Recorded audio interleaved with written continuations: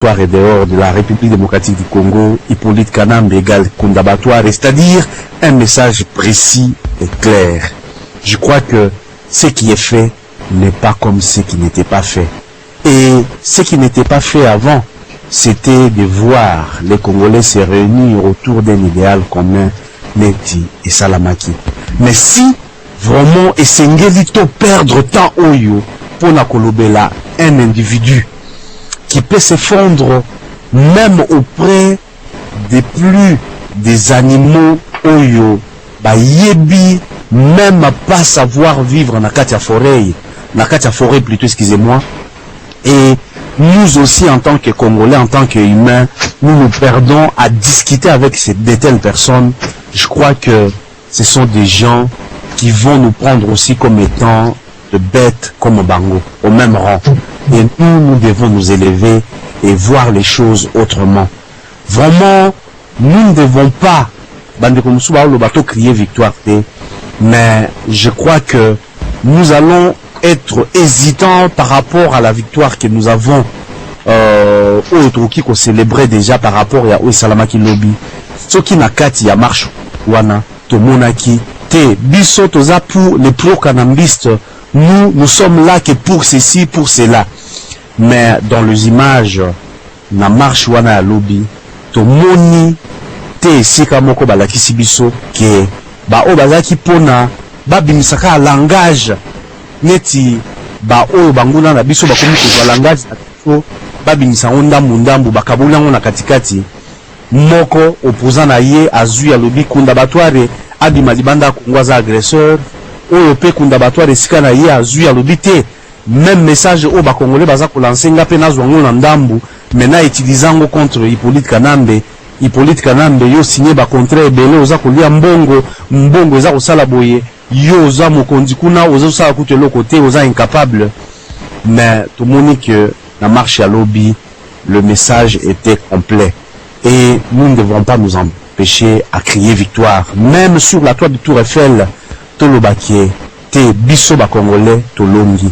Et les retombées de ce que message au Congolais balansaki lobby, il y a marche au et salami, même quels que soient les participants, même ba o bazalaki pour ou pas, mais bayaki balakisi oyo ezali oyo bango babombi na mutema te, mais oyo biso tolobaka tout o yango lobamaki lobby.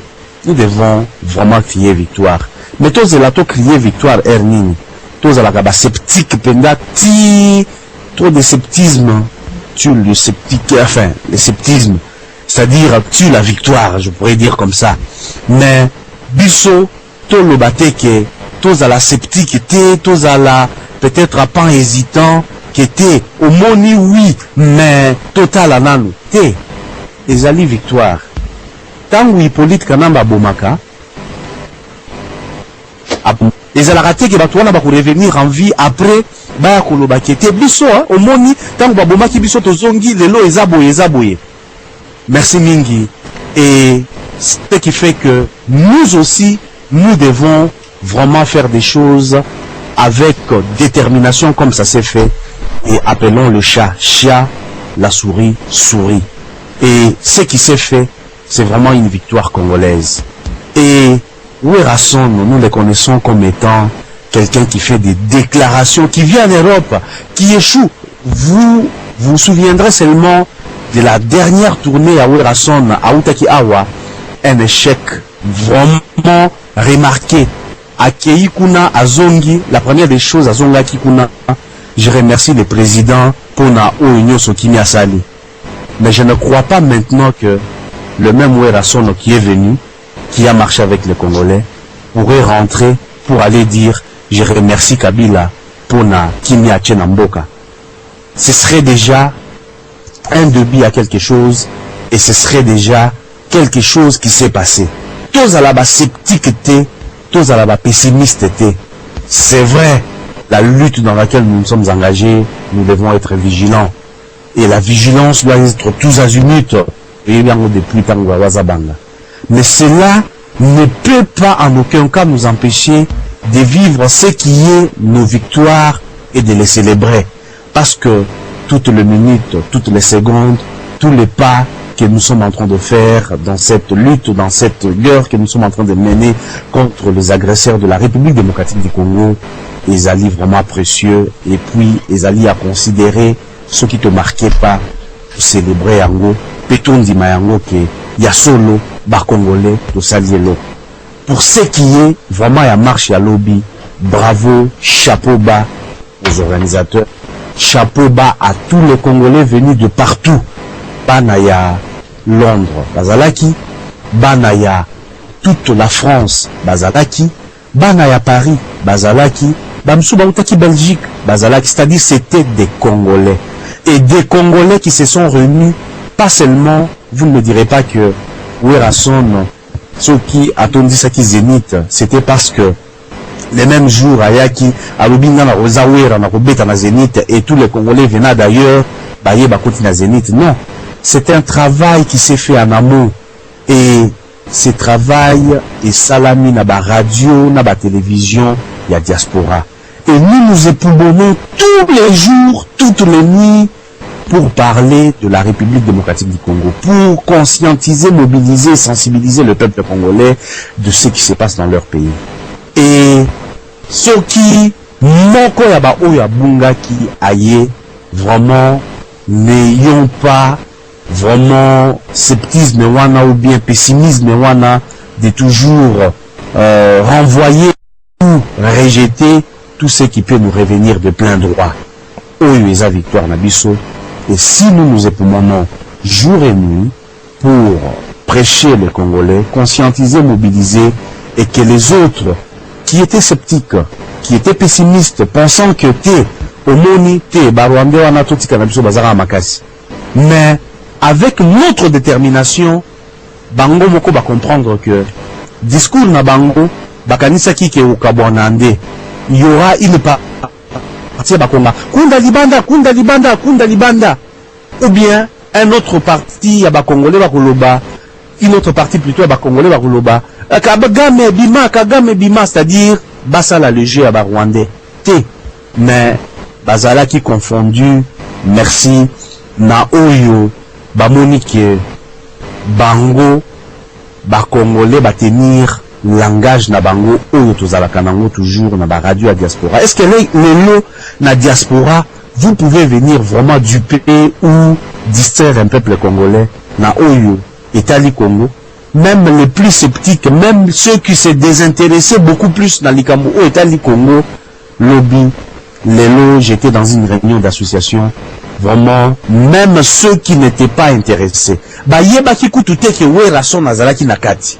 Mais bayaki po bayokaki na ba radio na ba télévision ya diaspora et lobaki.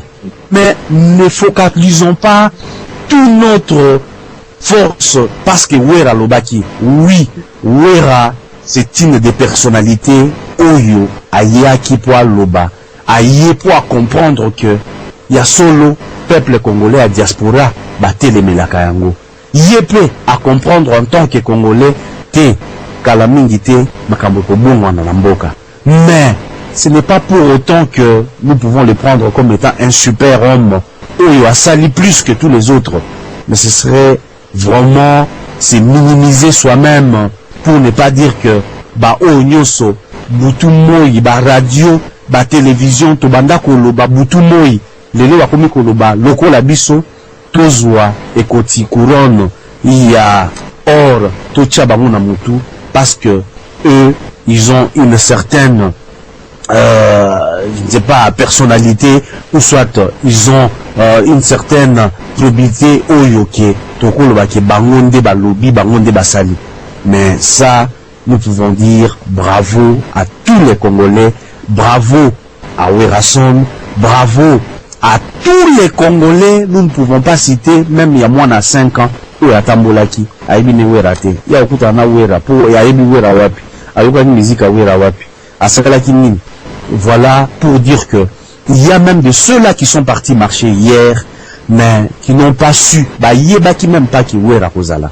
Mais ces Congolais là tokolobaki ba yaki pona wera non eza élan ya patriotisme oyo botami pa ba Congolais au Congolais a eu conscience et to botisa, to continuer à encourager chaque Congolais azako kende dans le même sens et bandeko mususu bakomi ko rejoindre camp minene ya ba Congolais pour tokoma biso selongo.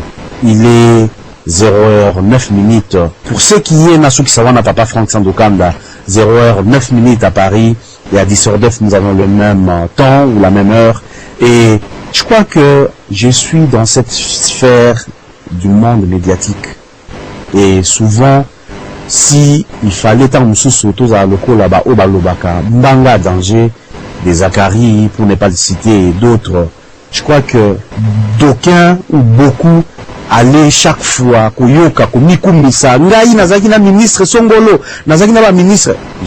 Nous sommes sur la RTKM na o babengi autorisation de couvrir toutes les conférences et toutes les réunions ministérielles à l'Union européenne. Et nous allons souvent participer avec des ministres. Nous disons n'attendons pas pause au Vandaka, mais les caca parfois na ba télé ou soit au Tolobela Rango parce que tous en attendons bango pena mingité ma kwa mboke ne kibiso. Ba ministre to kena na ba réunion na mingi tous en ba sphère médiatique ou wana internationale. Mais to oki ko lekate biso au moni to leki lelo tous en ministre tous en dernièrement j'étais avec le ministre il y a Union européenne, il y a intérieur. Je pouvais me dire, voilà, mon côté à Congolais, ça ce n'est pas le problème des Congolais. Le problème des Congolais, c'est de libérer le Congo. Et pour ce qui concerne la sphère médiatique, wana, ezali que, boye que, lelo, lobby bazala quitté. Mais, si, biso toza déterminé, de la même façon, bah ouais, rason bazala qui n'a bisoté, mikoleleki. Lelo, bakomi koyana biso. De la même façon, moi, je suis dans cette sphère-là, je connais, nous finirons par leur plier, plier ba jambes et parleront du Congo. Si nous-mêmes nous sommes déterminés de la façon dont nous sommes mieux sans fléchir et que sans baisser les mains, dire que écoute, on marche en haut, presse internationale et quitté. Je crois que Tokolemba biso moko pour na cause la bango baya. Mais bako finir par venir si nous sommes déterminés. Et c'est ce que je veux dire aux Congolais. Na monde wana eza monde moko oyo bazako marché na cahier de charge na bango. Na yebi bande kwa RFI. Tozalaka na bango. Mais lelo yo ngai soki na lobi na participer na émission moko na fait ça. Point de vue oyo tolobaka na radio TV Kinkwanza na RFI bako lingati na pesa yango. Ça je vous l'ai dit. Ça, croyez-moi, je vous l'ai dit, Bakolingate, il y a des émissions Oyo, ils savent comment je peux dire, comment je peux proposer, mais ils ne m'accepteront jamais dire exactement ce que j'ai dit na Kimpwanza, na RFI. Et pourquoi? Parce que, dans la cahier des charges na bango, bazali na ba ligne éditoriale na bango, eux ils allaient déterminer, eux ils allaient fixer déjà d'avance. Et tu ne peux pas aller à l'encontre. Et, de même, là-bas, nous sommes les médias internationaux. Et nous, en tant que peuple congolais, tout est la original, tout est la bisomoko, bangonde, bako boake la bisomiso. Ce qui est le but total à bango, bako yakate, tout a découragé. Mais continuons, et je crois que, autres sala, de même que, bakongolais, oyo, bandaki kote la biso, ba extrémistes, des fous, des joyeux fous, oyo, bazako lo, bako lexa na bango, sans koye, ba makamba oloba, tant va comprendre que oui, nous parlons pour des morts congolais, les lobaye, ba komina biso. De la même façon, ba média wana, tangu oyo détermination koleka pour faire le loyo, ba taliban, oyo, je ne sais pas comment on les a appelés, les armées oyo, basal na Bombay wana, oyo, ba occidentaux, ba koufie belé. Je crois que bien avant, ceux qui ont eu ça qui ba occidentaux, bataille la likambona, ba ina bataille la ngote. Mais les lo bataille les bango. Les jours viendra où toute la presse internationale aura les regards sur la libération du Congo. Nikolwana Papa Frank, Kokoriko, Sosoko Beta, Nazumselo Loba. Lobby, Trozala, n'a invité Moko, n'a dit moi tout, l'un de ceux qui ont aussi participé, Nakati, Upeba Organizaki, le Kopiro était là, ou Azalaki Nabiso, na marche à lobby, et puis, avec d'autres, nous parlerons de réveil à Congolais, na lolenge ba Congolais ba komi déterminé pe lolenge ba Congolais to singeli to kende liboso. Papa Franck nazongiselo liloba. Table de débat tolié, je crois que yo mutolesi biso pena na nenga kitoko nazongiselo liyo. Oui, merci le journaliste international. Kalisi toko penza ko tendre vers faire émission. Il y a émission. Il y a aussi notre patriote Nabucodonosor. Nabou. Topesio mbote papa Nabou. Il le faisait pas mal. Mbote papa namoni de makengonge kei. Merci pour la parole. Nalinga na lo balika mura buke. Image o lobi que les bandeli monsieur dans le baki. Moi je pense que c'est pas vraiment une bonne idée. Donc on peut commercialiser image wana na ba prix moko symbolique de façon que mbongo wana et me soutenir radio de façon que radio